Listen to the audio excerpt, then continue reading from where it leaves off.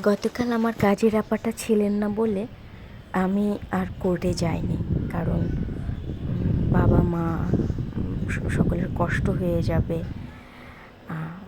রান্না, সকালের নাস্তা, কত কাজ, এগুলো যদি না সামলাই। তো যেহেতু আমি কালকে কোর্টে যাইনি আর বৃষ্টির কারণে বুড়িকেও স্কুলে দিইনি, পৃথ্বী প্রিভু কলেজে যায়নি, ব্যাস সকলের বায়না চিকেন ফ্রাই খাবে, খিচুড়ি খাবে, আর আমার হাতে ভাজা বেগুনের ভর্তাটা খাবে। তো কী আর করার, আমি আবার ফ্রেশ খাবার সাধারণত খেতে পছন্দ করি, খাওয়াতে পছন্দ করি। বাচ্চাদের হেলথের ব্যাপারে আমি একটু বেশি সচেতন, আবার কঠিনও। তো আমি সাধারণত ব্রয়লার আমরা খাই না, আমরা খাই দেশি মুরগি বা সোনালিকা কোনটা বলে, ওই মুরগিটা সাধারণত খাই আমরা, ম্যাক্সিমাম দেশিটা খাই আর কি। তো কি আর করার, বুড়ি পৃথ্বীকে পাঠিয়েছি স্বপ্নে যে যা ব্রয়লারের মুরগি নিয়ে মুরগি ভাজলে আবার দেশি মুরগিটা অত খেতে মজা লাগে না। তো পৃথ্বীকে পাঠিয়েছি যা মুরগি নিয়ে আয়।